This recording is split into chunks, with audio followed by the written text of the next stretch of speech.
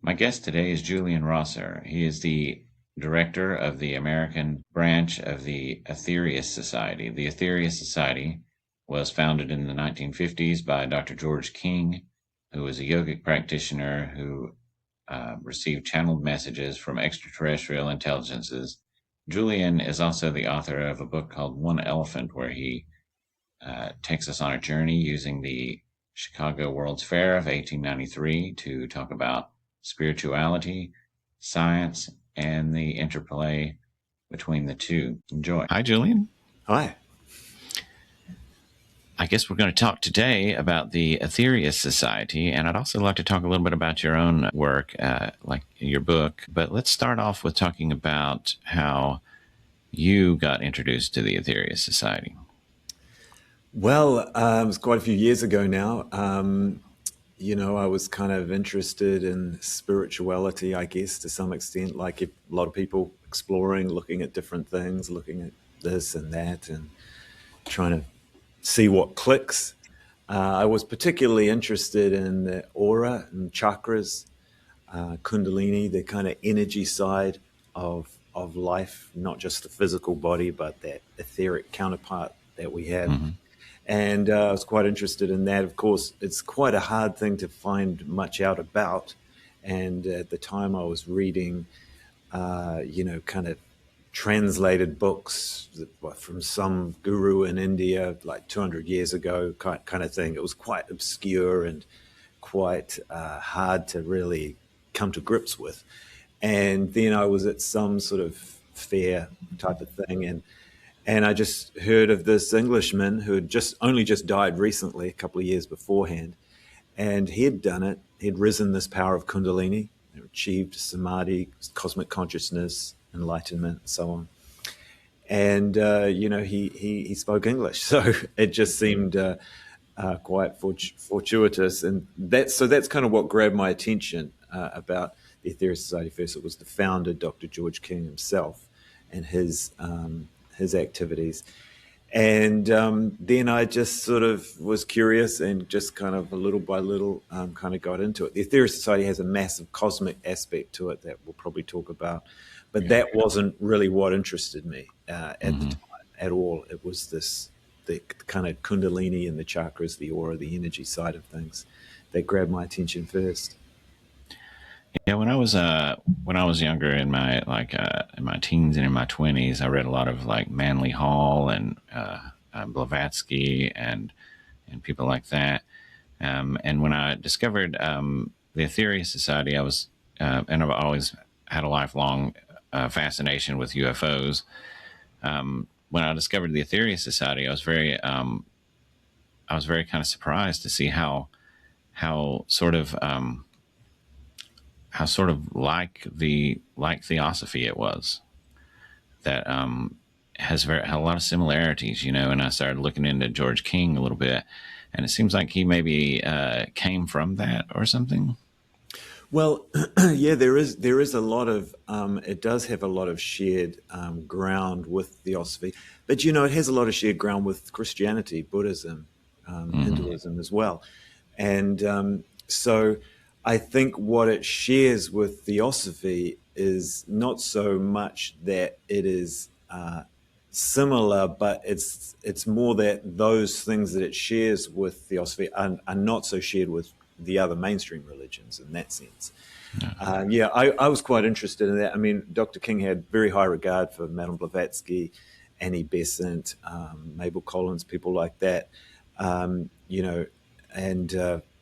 I certainly looked into those, but something like The Secret Doctrine from Madame Blavatsky, very, very hard to kind of like wrap your head around. It's inaccessible. Inaccessible is one word. Obviously, like, she was a brilliant woman, like, clearly very, very advanced spiritually. But, that was one of the things that appealed to me about what Dr. King wrote, was that it was kind of plain English. He's from the north of England. He was a plain speaking kind of a person. And I think it also reflects his profound understanding, that he was able to articulate complex things so kind of simply. But yes, in terms of the Theosophical Society started in the late 1800s. And then the Aetherius Society started in the 50s. And, now I live in Los Angeles, the kind of concepts like auras and this kind of stuff it's just so mainstream in a place like Los Angeles. But in the past, it wasn't. And these things were very specific to these very niche kind of groups. But gradually it's more and more coming out. And now things like auras and chakras and kundalini are kind of like just normal kind of things about by so many people these days. And he started out, George King started out with yoga and became a yoga master, a yogic master. And then he started receiving transmissions, channeled transmissions from extraterrestrial intelligences. That's right.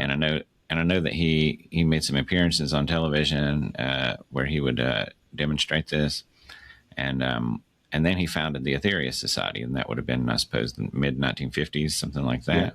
Yeah. And then so let's talk a little bit about the Aetherius Society and what are the beliefs and practices. Yeah, well, I mean, Dr. King, he threw himself into the practice of yoga. He did like 10 hours a day for 10 years type of thing on top of a job. He was just had ordinary jobs and things. He lived in London, just an ordinary person in many ways. But, if you think of 10 hours of yoga, very advanced yoga, not just relaxing kind of. Oh, yeah. But very advanced yoga on top of like a 8 or 10 hour job, whatever, there's not much time left in the day. So it was a very unusual level of devotion to his advancement that he had. And yeah, at a certain point, he just one day, he actually said he was just in his apartment and he just heard a voice say, "Prepare yourself, you are to become the voice of interplanetary parliament." And he didn't know what that meant at the time. But one thing or another, he was given guidance, and eventually he was able to tune in. He raised this power of Kundalini to a very high chakra, go into this deep somatic trance state, and then these beings from other planets would speak through him. So we're talking about other planets in our solar system, but on high levels of vibration. And so, which we believe all of those planets are inhabited in that way. And they would speak through him, and they gave like hundreds of messages from 1954, which was that initial contact, right the way through to his passing in 1997. And they cover a wide range of topics. In the early days, of course, this is like the 1950s, after the Second World War, it's going into the Cold War. There's a lot of atomic experimentation happening in the late 50s in particular. And one of their key messages at that time was that we needed to stop atomic experimentation. They just felt that we were just like children playing with fire. It's just far too completely out of our ability to control it. And they understood the effects of radiation on different octaves of manifestation, as they described them, whereas we're only able to sort of see what we can kind of sense with our current instruments. So that was a key message that they came out with initially. And the other message really was that the human race, to solve all of our problems, we need to turn back to spirituality, be it the teachings of Jesus, Krishna, Buddha. It doesn't really matter. In a way, if we actually really live this teachings of one of those great teachers, which is love, compassion, helping one another, then that's really what's going to take us into the future. And then they talked about a lot of other different things, but in some ways the message of spirituality wasn't even a really new one. I mean, love one another is something that all of the great teachers have taught throughout the ages, but they're here to help. It's a benevolent force that is really quite desperate to help us out of the plight that they see, which is entirely unnecessary and really of our own creation. Yeah, that's something I've seen in common with a lot of people who've had contact over the decades, starting in the 1950s, really, with like people like George Van Tassel, and just anyone who had contact with what they call the Nordics. There's always the message is always quit playing around with destructive forces, and you know, Yeah. and sort of like come closer to oneness in whatever way you can do it. You know. Yeah. Um, yeah, it's interesting. So he went when George King started doing this. Like, what was the reaction? Or Yeah. Well, if I was saying this just yesterday to some students. I mean, if you can imagine, imagine the 1950s in Britain. Everyone trusts the government, and everyone believes the news. And then in 1958, he actually held a rally in Trafalgar Square, London, central London, key part of London, and he held this public rally, and they got TV crews to come and, or a TV crew from ITV to come and interview him. And the rally was to call on the government to reveal the truth about what they then called flying saucers. And that was the focus of the rally. It was saying the government is not telling us everything that they know about flying saucers. And, if you imagine where we are now, we've got congressional hearings on this kind of subject. It's kind of talked about in all the mainstream newspapers with increasing seriousness. But at the time, it just was so out of left field. I mean, people just couldn't comprehend it at all. I can remember just in my lifetime how we're really, and like you're saying, over the past 10 years or something, it's just been an amazing difference in the way that's received. Yeah, And of course you have competing narratives. There's you always do. the government's always trying to frame it as a threat and things like that. What is have you ever had a contact experience or a sighting or anything? I've not personally. I've had a sighting, but I've not personally had a lot of experiences and things. But I've never felt the need to have those. I kind of the I although I know quite a few. I know quite a few people who have had experiences, and seen various craft from small lights in the sky to quite large craft. And at various times, I've met a lot of people have told me lots of stories and things that I've met at conventions and expos and things. But I've never really felt the need personally to have one in order to believe. I was certainly completely convinced of this prior to that, but it wasn't something that I had a lifelong fascination with. It's just something that seemed logical to me and made sense. Mm-hmm. That there's life on other planets. It just doesn't make sense that this is the only planet, or that life could only exist in the way that we know it and we understand it. It just seems so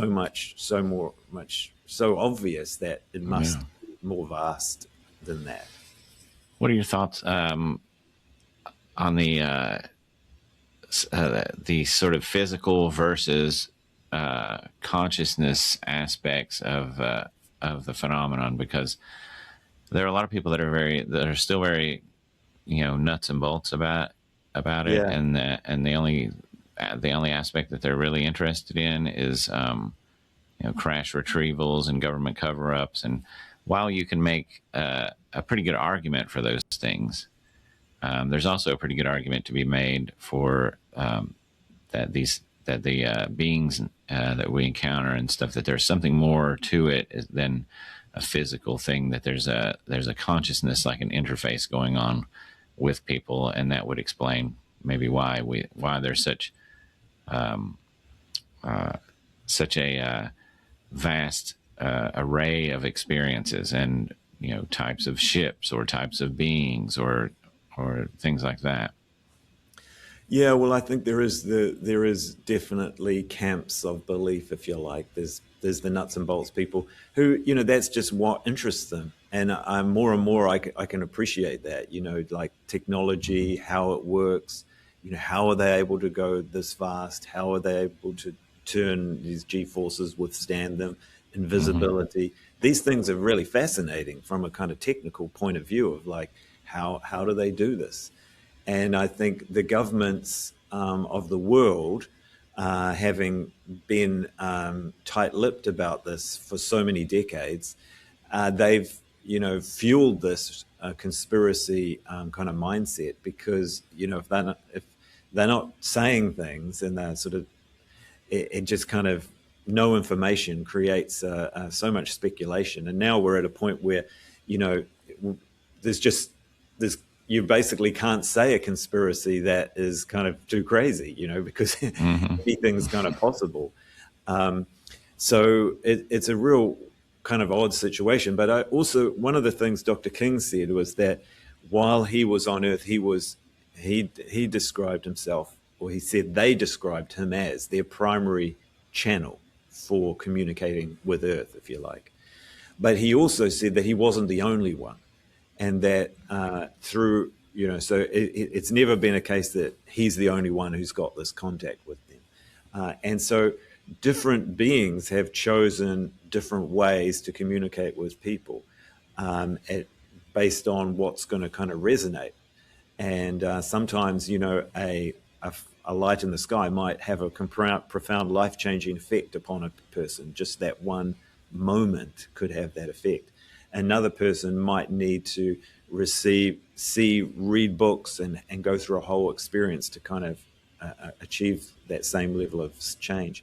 But ultimately, it's all about changing, really, our consciousness.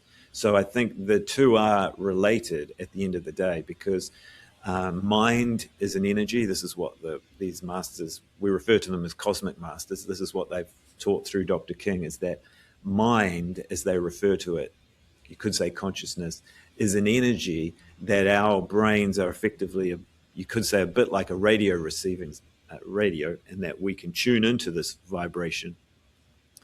And we're all kind of tuning into a certain vibration. And therefore, the idea of raising consciousness, which sounds kind of vague and wishy-washy, is actually something that can happen. And that's really what spiritual evolution is about. It's about raising consciousness. So I think that it is a question of nuts and bolts, and that's fascinating. But what's more important than the craft is actually the message and the teaching that the beings kind of in these craft or behind these craft have to offer. And that is a question of spiritual teaching, if you like, which ultimately is about raising consciousness or changing consciousness, individually and globally. So I think it's all interrelated. What do you think about the sort of darker aspects, like the abduction phenomenon, like with the Greys and things like that? And I know that most people, I think it's a very, very high percentage, by far the majority of people that have had experiences that with beings have always described them as positive, but then there are those that describe them as a sort of terrifying or negative experience. Do you think that's more to do with their mindset and less to do with the intention of the beings, or?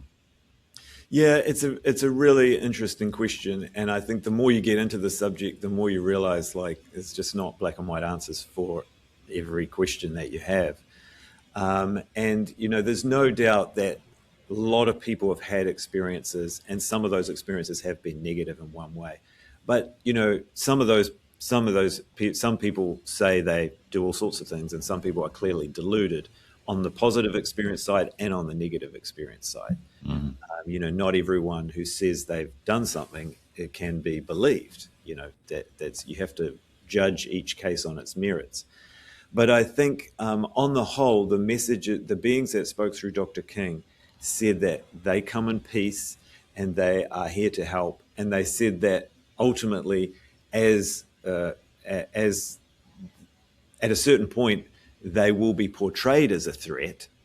It's part of the kind of dark force, if you like, trying to keep them at bay and keep humanity down. Because there are dark forces at work that manipulate things behind the scenes and try to keep the human race ignorant. And part of that is to keep this idea of a higher source, a higher authority, a more advanced culture and civilization, keep that at bay, keep that kind of in the background so that they can have greater control. But so in terms of actual experiences of people who have had negative experiences, some of those could be, I think there's a variety of explanations. I personally would say that they are not extraterrestrial beings who have come and given someone a negative experience intentionally. Someone might see a UFO and be afraid of it. That's a reaction that person could choose to have, or not choose to have, but someone, if you saw something, a massive UFO, someone might be afraid. Even if it came in peace, you might still be afraid of it. There's also different levels of vibration on Earth, and there are such things as astral entities and ghosts, for want of a better term, and people might have experiences with those that they might not understand. And some of those experiences the entity may even be malicious in trying to kind of pretend they're something that they're not. Yeah. And so I think there is a bit of that. But I also think, and this is, I also believe that we talk about the Silence Group, the Illuminati, there's different words for these dark forces behind some of the governments and militaries and finance. It's a very vague thing, but there are these things. And I certainly believe that, and the Aetherius Society's teachings certainly talk about these kind of influences out there. And at a very practical level, in some way, some of those may actually create intentionally these negative experiences for people, kind of to seed doubt and sow confusion, because confusion and fear are fantastic weapons that these dark forces, if you like, use to limit the human race. Yeah, they're definitely good weapons for control, that's for sure. Yeah. So the Aetherius Society, is it in similar to Rosicrucian or Masonic? Is there? I know it's initiation society. Are there grades? Well,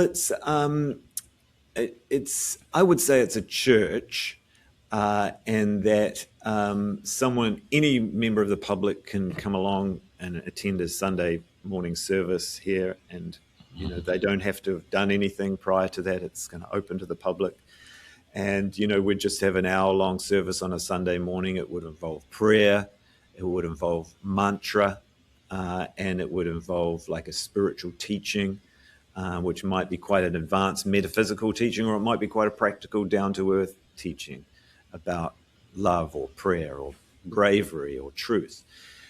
So in that sense, it's kind of open to all. If someone wants to become involved, become a member, they can become a member. And then once they become a member, after a few years, they've kind of studied all the teachings and kind of grasped them to a certain extent, they can have an initiation, which is a ceremony. And essentially an initiation is really about being given spiritual power. So that they would have that, and then but it's not like primarily kind of initiation driven. That there's no obligation. Someone might be a member here for 40 years and not do that, and still it would be absolutely fine. So it's not a kind of initiation driven kind of organization in that sense. Okay. But there is a hierarchy, I guess, in the sense that we have we have ministers, priests, and bishops on our ecclesiastical side, and we have a kind of directorship who kind of run the organization on a day-to-day basis and that kind of thing. Yeah, I know you do. I know you do things like meditations and things that put out positive energy into the world. And one of the things that is probably the most known is about the sort of energy battery. Yeah, well, we're all about energy. That's you could sum it up, and our work is all about energy. It's about sending energy, because that's what we believe is really going to change the world. So it could be a spiritual healing treatment where one person gives healing to another. That's a hands-on energy healing kind of a thing. excuse me, the chakras in the palms of the hands, we can radiate energy out from those into another person, into their aura to help charge them up. So it could be one-to-one energy healing, but all of our services, we send out energy. We kind of raise the hands like this, and we visualize this white light flowing out to a place, to peace in the Middle East, or whatever it might be. And so that's a big thing that we're really a part of. And then we do have the thing, the energy battery you're referring to probably as Operation Prayer Power, which is what we call a cosmic mission devised by Dr. King. And it's using the science of radionics, which is the manipulation and control of subtle spiritual energies. So if you think, just for people who aren't familiar with that, if you think of electricity, obviously it can be conducted through wires or through a person. Hopefully not, but it could be through a person. And it could be stored in a battery and then later released. And it's the same principle that we use with spiritual energy. So we use mantra in Operation Prayer Power. We have a group of people who are chanting mantra, and that's kind of invoking energy, drawing it to ourselves. A limitless supply of energy in the cosmos. We draw it to ourselves, and then we radiate it, and then we have a kind of person standing in front of this battery, which is a crystal aspect to it, which is and why it's able to hold a spiritual energy charge. And this person sends that energy into the battery. And then, so we do this every week. That's the idea, is we do it every week. And it's kind of saving for a rainy day, if you like.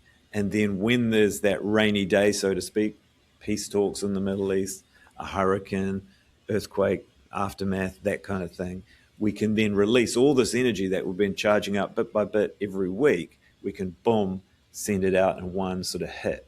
And so it's going to be more powerful than all these little prayers over a longer period of time. That's the principle behind it. And we perform that here in Los Angeles, and also, well, we do it in 5 places around the world. And that's been going since 1973. Wow. I wanted to ask you a little bit more about the cosmic masters and also the way you had said that all the planets in the solar system are inhabited. Now, I know a little bit about the sort of cosmology Aetherius Society, which is about where we came from, and maybe you could go over that a little bit, and then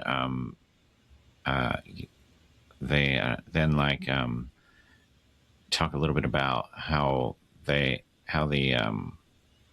extraterrestrial intelligences, the cosmic masters, if you will, are sort of involved in humanity and in the guidance through a sort of spiritual evolution. Yeah, well, that's right. You getting the gist of it there. Well, I mean, as you indicate, the human race didn't begin on Earth. We believe we began on another planet called Maldek. And at that point, the human race became very advanced and essentially had robots doing everything, which when this teaching came out in 1961, it seemed a far-off thing. But, of course, now in the modern day-to-day, it's like increasingly becoming kind of a closer possibility, at least in some people's eyes.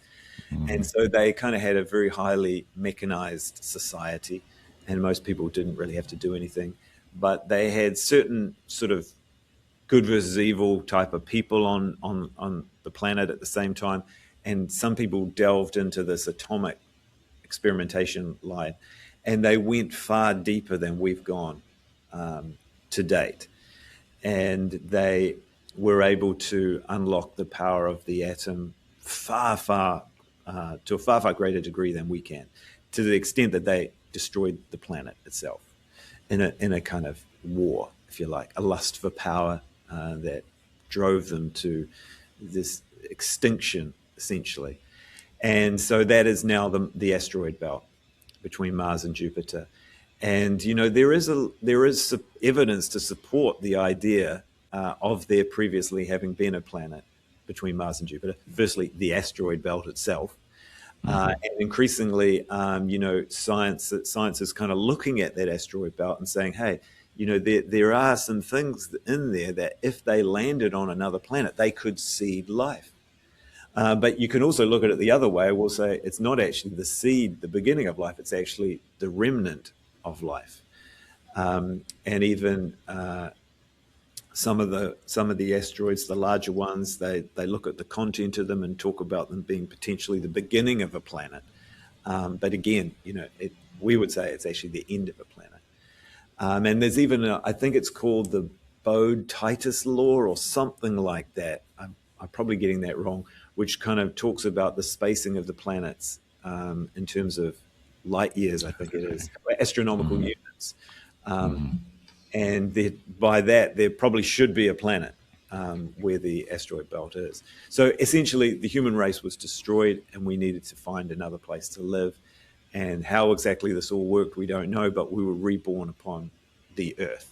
And gradually, over eons, we eventually created this civilization again, Lemuria, and destroyed that through the same kind of pathway.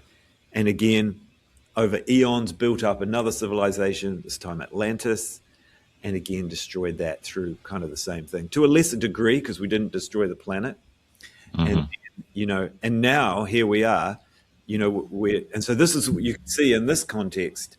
These cosmic masters are like watching all of this happen over these millions of years, and then they're like, oh no, they're going to do it again. And so that's why it was such a strong message for them in the 1950s that we need to not do this, not do the kind of atomic experimentation route. I think they've been pretty lenient as far as we should have had 3 strikes. Yeah, we're on our 4th right now. So I agree. I think I admire their optimism for it's like the human race. How many times do you have to tell the human race not to do something stupider that they keep doing again and again and again? Yeah, it seems like it's going in that direction for sure. Yeah, and there's the atomic clock, which they started around that time, kind of in the 40s, I think it might not long after the Nagasaki and Hiroshima. And that is, as of January this year, I think it's the closest to midnight that it's ever been. That's the kind of doomsday clock of, midnight, the end of the human race. I think it's now the closest to midnight that it's ever been. So it is something that we need to really worry about. But if you imagine that there are advanced beings and living on other planets, imagine that they're just beyond financial system, beyond selfishness. They live in harmony. They're, just highly elevated. Technologically, they're just infinitely more advanced. Spiritually, morally, in every way, they're more advanced. And you can imagine them kind of looking at Earth and just seeing this kind of playing out, this human race evolving, fighting, killing themselves, and just repeating this. It'd kind of be, it'd be a terrible thing to kind of have to watch. And that's what they are seeing. And so they, very compassionate, loving beings, they're desperate to help the human race. But they can't, I use the example of like a child tying their shoelaces. If the parent does that all the time, the child is just never going to tie their own shoelaces. They have to learn to do it themselves, and occasionally they're going to mess up, they might trip over, but they're going to learn to tie their own shoelaces. And that's much better than the parent always doing for them. It's much better in the long run. And I think that's the kind of what the situation the cosmic masters are in. They want to help, but if they come in here and solve our problems, then we don't kind of learn these essential lessons that are actually going to set us up for the future. So they kind of have to have a bit of a hands-off approach at the same time, and they have to kind of find these creative ways of helping where they can. But essentially, they want to help, and that's what they've been doing. We believe Jesus, Buddha, Krishna, Patanjali, Lao Tzu, all of these great spiritual teachers that have left these fantastic legacy, these great spiritual impacts on our civilization. We believe they have come from other planets. They were inspired by, or they? No, they physically are from another planet. Like we believe Jesus came from Venus, and NASA will tell us that photographs show that there's no life on Venus. But we believe on a high level of vibration it is teeming with life, very advanced life. And Jesus, as one example, was an avatar, which means the descent of divinity into human form. He came, he gave a small, tiny little aspect of his consciousness, and that was born as a human and went about his way and did what he did. And therefore, he kind of acted on behalf of humanity, and it's kind of involves the law of karma. He was a kind of representative of humanity while he was there, and that enabled him to do certain things that helped the human race. And this is what they've been doing, some of them overtly, such as the ones I've mentioned, and others more behind the scenes. But that's really what they've been doing throughout our history. They've never left us alone. They've always been watching us and trying to help us and guide us wherever they could. Now, when you talk about life on other planets and a higher vibration, do you mean that, like, if we went there and sent a probe, that we're not going to see anything, or we're not? But that's because we're not perceiving all of reality. What we're perceiving is from a certain, from our certain aspect, and then there's so much more outside of that, but we can't even perceive them visually. Yeah, well, I mean, we do have, Perseverance rover is showing us that Mars is just like desert and rocks. I mean, that's we can't argue that. That is what they're seeing. And so, but we would believe that Mars is like inhabited by incredibly advanced beings, but it is on another level of vibration. And what I mean by that is, it's kind of like you're saying, our senses are very blunt instruments for assessing the world, and we all have an aura and a chakras, but our eyes can't see that. But psychically, some people can see that, or we might get a glimpse of that every now and then. But the eyes cannot see that, and our NASA can't see that. And it's likewise with life after death. NASA can't see life after death on Earth, but most people believe in life after. The majority of people on Earth believe in life after death, but NASA's never going to be able to prove that. And so they can't detect this kind of other forms of life, i.e. life after death. They can't detect that here. So they're certainly not going to be able to detect these other levels of vibration on other planets either, because that's not really what they're looking for. But Dr. King described it as, sometimes he would say it's like two combs coming together, and the teeth in one comb fit into the gap within the other comb. And so where I am now, it's a room, but if I was on another level of vibration, it's still in this same place, if you like, but it could be a meadow, for example, on a higher level of vibration. So on Earth, you can have these different levels all kind of existing in the same kind of space, and all kind of oblivious to one another for the most part, because they're existing on different levels of vibration. What do you think about the things like on Mars, where we've seen like these, fairly convincing to me, structures, pyramids, and things like that?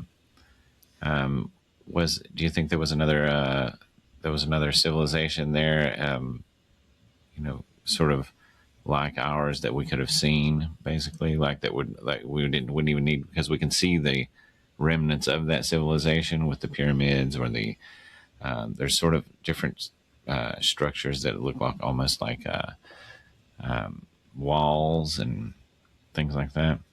Yeah, I think I don't have an explanation for those, but there's certainly those kind of explanations seem very plausible. And it's the same with the moon as well. I think they didn't tell us that they saw certain things on the moon when they went there.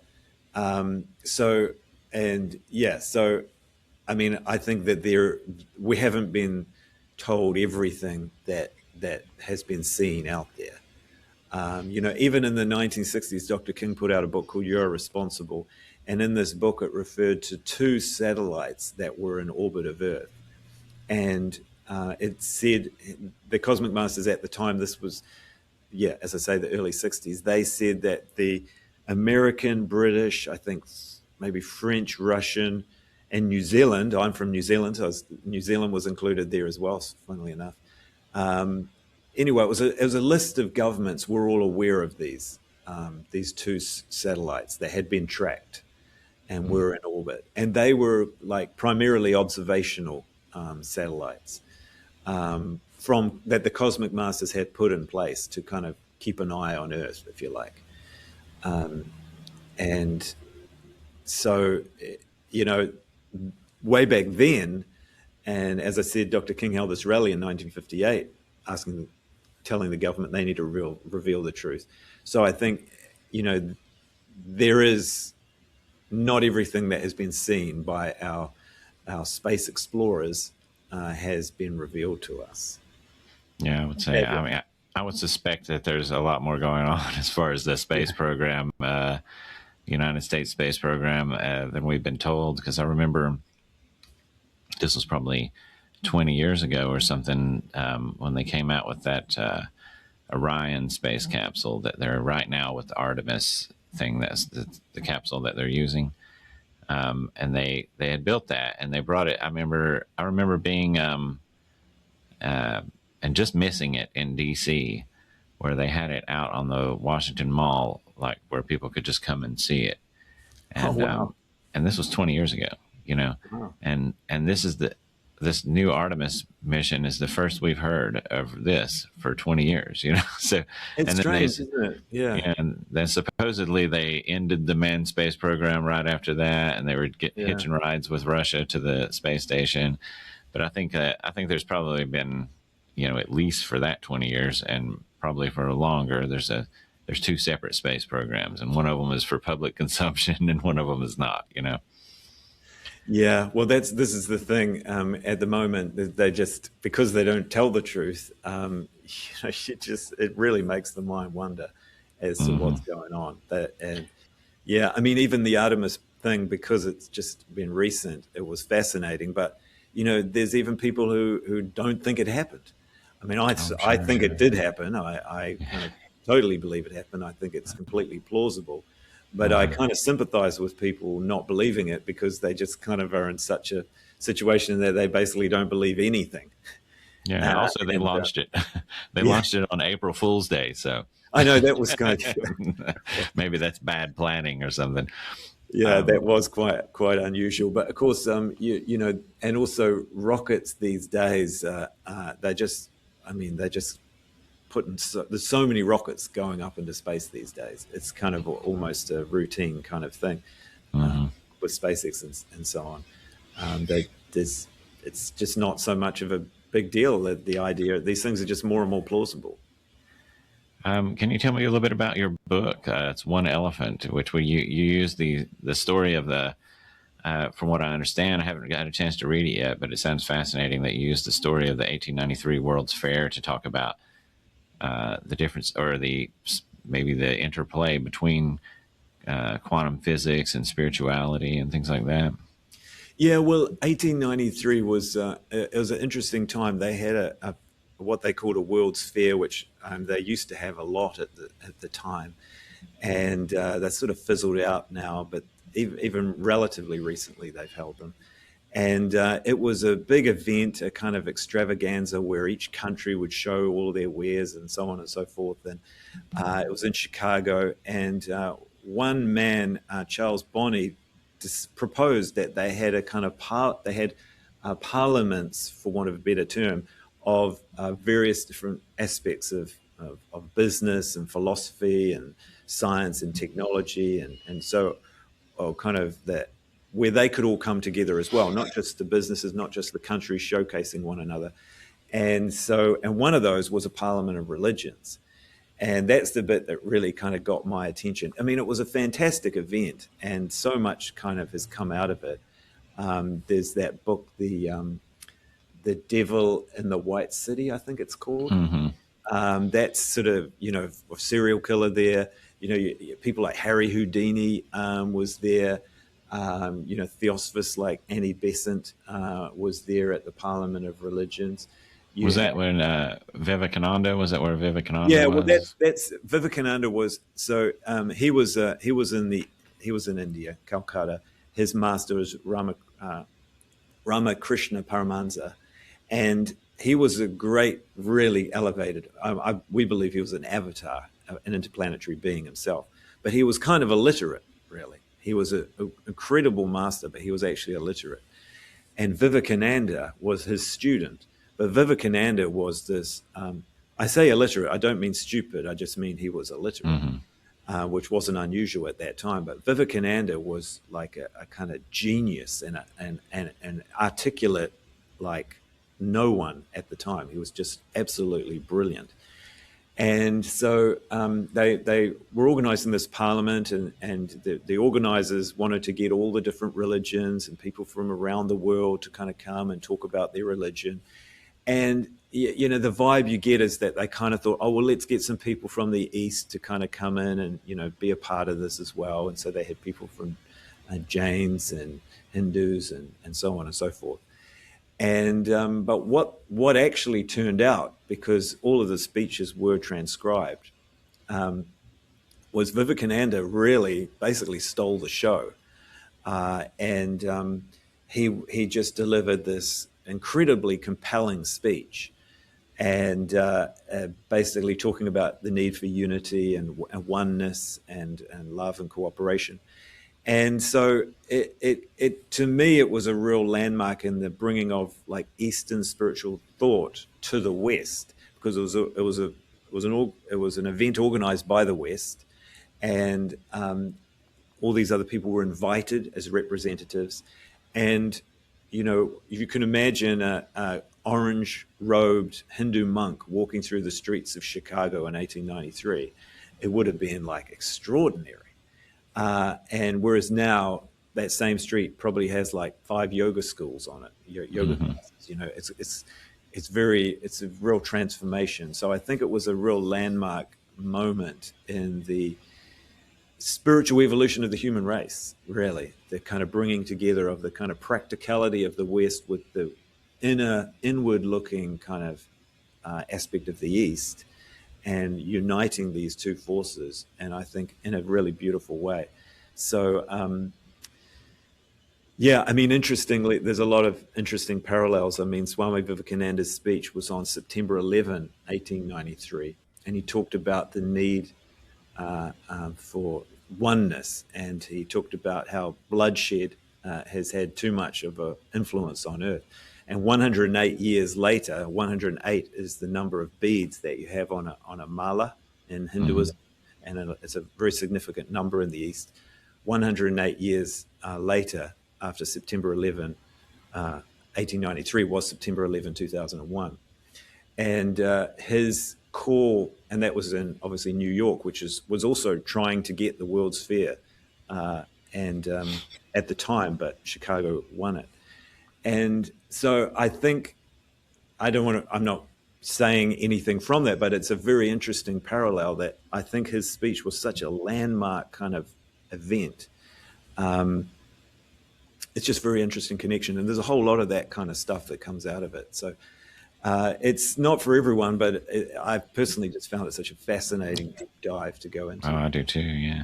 One thing that kind of strikes me about modern day, when you talk about the spiritual, you know, versus scientific viewpoints, and a lot of people take a lot of people who take a scientific, 100% scientific viewpoint on reality don't realize that science is also a philosophy, and it wasn't always such a distinct black and white delineation between religion and science, or spirituality and science, however you want to say it, because, you know, the people that were almost nearly all the founders of quantum physics, you know, had very beliefs that were very borderline, very much like, where Oppenheimer's famous quote, you know, and then you have Max Planck, and you have different people who had their view on reality was much less cut and dry and materialistic than we see in modern, like, science, at least in modern science educators, you know. Yeah, I think Absolutely. In some ways, when I was reading about, because obviously I forgot to mention people like Tesla was there, and that was a big thing, Hmm. like where we got AC power, and Tesla's a great example. He was trying to communicate with Mars back in those days by sending, and he's done all sorts of extraordinary things. But reading some of these, looking into this, the development of science and technology at that time, you really admire the brilliance of the people who were the great minds and what they were doing at those days. Not to say we don't have those today, but yeah, they did have a kind of a different approach. I mean, Max Planck being an example, he was a very devoutly sort of spiritual person. Dr. King always talked about science and spirituality being really two forces. I mean, Max Planck said that they are fighting a joint battle. And I think to kind of understand the universe, if you like. And I think you can't really have spirituality without science, and you can't have science without spirituality, because if you don't have both of them in harmony, you're really out of balance. And the out of balance of science without spirituality is the atom bomb and destruction of millions of people on a large scale. That's the kind of unchecked science, isn't it? It's immoral, and it's just kind of, but then spirituality without the kind of practical reality of the world we live in is kind of just delusional and a fantasy kind of thing as well. So you really need those two in harmony to be able to understand the world. And I think when you get the person who can balance those two aspects within themselves, that's when you get these really great minds. So the science, I guess, the really great science minds who have that spiritual foundation, and it's not to say one's better than the other. I think that they're both important, but that Well, balance is at important. one time they were the same thing, you know. Yeah, There was, some of the people that I've always found fascinating. One of them was Giordano Bruno, in the time that he came about, which I'm was, not familiar.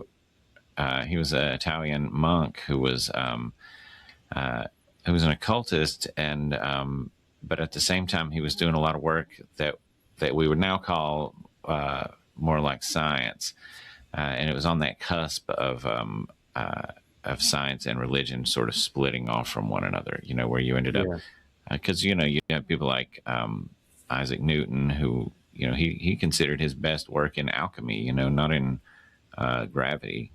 you know, and then you had people like uh,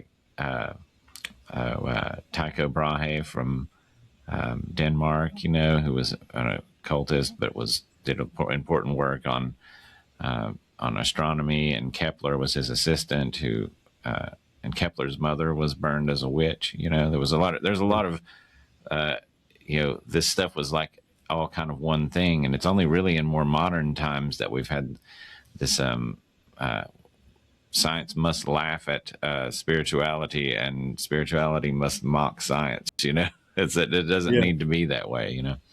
I think it's interesting you use the term science educators. I mean, I think, yeah, it's like our society kind of almost kind of funnels people as much as you see in a lot of things like politics and stuff. It's all about forcing people to make a decision. Are you in that camp or are you in that camp? And Hmm. once you make that decision as to which camp you're in, then there's a thrust to push you as far into that camp as you possibly can go. So And when you you're think about at it, odds with the other camp. well, when you think about it, that's politics as well. Yeah, absolutely. To choose between one side or the other, and when you choose, you have to be all in on this camp if Yeah, you choose. And then you have to despise the people in this camp. It's yeah, just it's making something that life is not that way, and it's making it no, into a it's not. simplistic Yeah, A or B situation. it's a divide and conquer approach, and I think that's Hmm. really what the dark forces, as I say, that's what they want. I mean, what better way to distract the population from advancing themselves spiritually than to divide them and say, well, you guys think this, you guys think this, have a Hmm. big fight about it, and then that distracts them from like really kind of doing what they should be doing, from evolving. Really, that's kind of the whole. problem that the human race faces is this the great distraction, really, because a lot of what we're arguing about, it's not even going to matter in like, so, further down the track. It's just kind of irrelevance. It's Yeah, well, just, yeah, division I for think, division's sake. yeah, I think that the people who, the forces that you're talking about, they have plans that are much farther reaching, farther ahead. They're thinking maybe 20, 30, 50 years ahead, whereas the people who are just unwittingly consuming all this, you're facing, the average person today is facing a level of like control and propaganda and stuff that's never been seen in the history Yeah, of humanity, yeah. So it's not, I don't even look at it as, it's not their fault if you get sucked into one or the other camps of these things, because it's just so, it's almost, irresistible, really.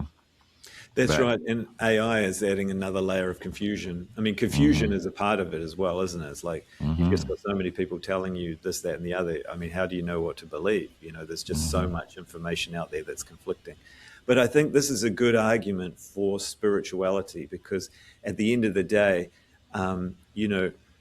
Jesus said the kingdom of heaven is within.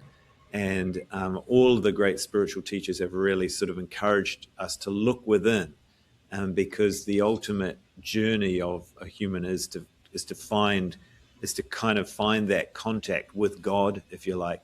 And the teachings of the Aetherius Society say that we all have this spark within us, which is, you could say, that kingdom of heaven within.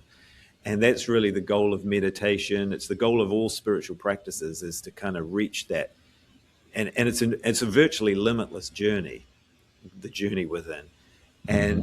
And at the end of the day, when you look out in the world and these people are saying this and these people are saying this, and you really don't know what to believe, but what you can do is look within, and you can just go deep within and keep going. And then that's where you find the intuition. That's where you find the ultimate truth that you can trust, because it's your connection with God, if you like. And so I think in some ways, the crazier the world gets, the more of a case there is to go to the spiritual side of life. Now, whether that's what happens remains to be seen, but it's increasingly confusing to find the answers out there. And it's possible that the crazier the things get, and that I'm reminded of that. I think it was, I don't know if I'll get it totally right, but it was Jesus who said that knocks will be let in. Like those who knock will be let in. I see. And Yeah. and I think that maybe in our current day society, where where people are constantly under this kind of pressure of people competing for their attention, competing for their mind, that if you just put all that down and then just close your eyes, then it could be easier now than ever, because you've put all the distractions away, and then maybe it's easier to get into it and to get into the zone of, like meditation, and be able to like, you know, you know what I'm saying? Like, it could Are you be, saying that in the sense of like, there's a more of a clear delineation? Like, if you kind of turn all of that off, then it's like, yeah. whereas, And yeah, it could be so shocking to, yeah, to it just could be, turn it it could all be, off, yeah, and to yeah, experience like yeah, actual reality. That, because I remember a comedian a long time ago saying, um, uh, they were talking about how, like, you turn on the television, you watch the news, and it's like horrible thing here, horrible thing there, all these different things. And they're like, if you just turn the TV off and then open the window and look out, there's birds chirping. You know, yeah, you know what I'm saying? yeah, exactly, yeah. Yeah, well, I mean that's it's like the evolution of the TV. The TV has become this device that we hold in our hand, and we can just look at it all the Mm-hmm. time when we're walking around. I heard this thing the other day. I haven't looked into this, but someone told me that this could be complete nonsense, but it sounds kind of true. Is that there's some streets in places like in China, I believe it was, where they've actually removed like poles and stuff, so that you can just walk down the street looking at your phone without worrying about bumping into anything. I mean, I don't know how realistic that is, but it does seem like the sort of thing humans would do. Because it's like I just got to get as much screen time on this thing as I can possibly can get, scrolling. Well, I don't want to have to keep looking up and worrying about bumping into things. It's a shame that, there's nothing, we hear all the time about drugs, food, sex, gambling, all the things that are addictive and how horrible they are, but you never hear about that being addictive, Yeah. You never hear it. Nobody talks about that. No, they just want to get you more screen time, as much screen time as you can possibly get. Yeah. There's a lot of money there. There certainly is. I appreciate you coming to talk to me today. And It's been a pleasure. Yeah, it's been a really pleasure learning a little bit more about the Aetherius Society, and I'll put a link in the description that'll be to your website, and so where people can check out your book, and also to aetherius.org. And thank you again. Well, thank you very much, William. Nice talking to you.